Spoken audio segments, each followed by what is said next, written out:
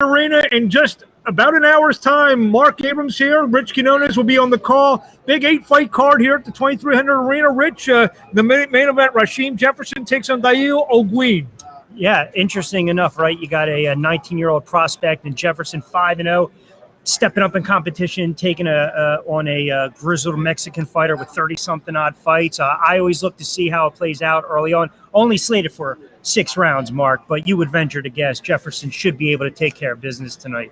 Edgar Cortez, always exciting in our co-feature, takes on Alexander Castellano from Tonawanda, New York. I believe that's near Buffalo. Buffalo, yeah. See the geography, and he gives credit where credit is due when he talks about New York, because typically Abrams is a Philly guy, and he likes to kind of poo-poo us New York guys. No, Styles always. I've watched enough of Castellano. Cortez is a tough fighter. Again, this one I believe it's a 6-rounder as well. I'll tell you to see. I know you want to go through the call, but Donald Smith and Shenard Bunch, those are 2 fighters. Bunch has a wonderful backstory, tough kid from Trenton, and Smith, reeled off 10, 11 wins to start the career, had to set back, rebounded. Those are 2 fighters. I always enjoy watching them in action. Well, you can't miss Bunch. He's once a month Bunch. Yeah. One punch at times too. And Donald No Love Smith, as you said, the featherweight, take on Jonathan Lecona Ramos. Mark Dawson, undefeated welterweight on the card, taking on Rodrigo Solis. Yeah, and here's again, there are some fighters where if you don't follow them or come to some of these shows like in the 2300 Arena, Dawson's one of those interesting birds, right? Because he's got some skill. It's just a question of, can you be more active? And I know a lot of these fighters had to deal with the COVID and the pandemic. It's unfortunate, but that's another fighter you brought up that I want to see what he can do going forward. Speaking of skills, Rasheen Brown, who's an accomplished amateur from West Philly, 7-0, 4 knockouts, takes on Nathan Benetru. Benetru's fought a bunch here at the 2300 Arena. Has come from a good lineage. Father fought for a world title, and should be an interesting fight. Yeah, no, absolutely. I mean, we talk about some of these young kids and some of these veteran guys kind of filling out their card, so to speak.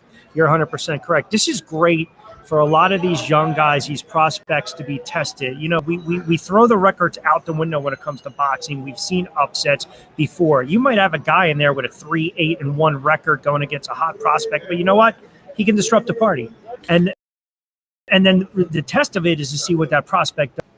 Absolutely. Tamir Smalls, who fights out the Bozy Dungeon stable, 3-0, 2 knockouts, takes on the winless David Veras Pena. Yeah, Pena coming out of Maryland, Annapolis, Maryland, trying to get his first win under his belt. But again, he's going to give you some rounds. That one's slated for 4. And opening up, a Brooklyn kid, Christian Bermudez, trained by Andre Rozier from Havoc. He can fight if Andre's in his corner, take on Joseph Santana. Yeah, again, Santana looking for his first pro win. You mentioned Bermudez, very looking amateur, nice in New York Golden Gloves as well. So that'll kick off the action tonight, as you mentioned, 4 rounds, welterweights. 8 big fights. Rich on the call with Steve USS Cunningham. I'll be doing all the post-fight interviews. So 7:30 p.m. BXNGTV.com. 8 big fights, and guess what? It'll be over just in time for you to watch Canelo.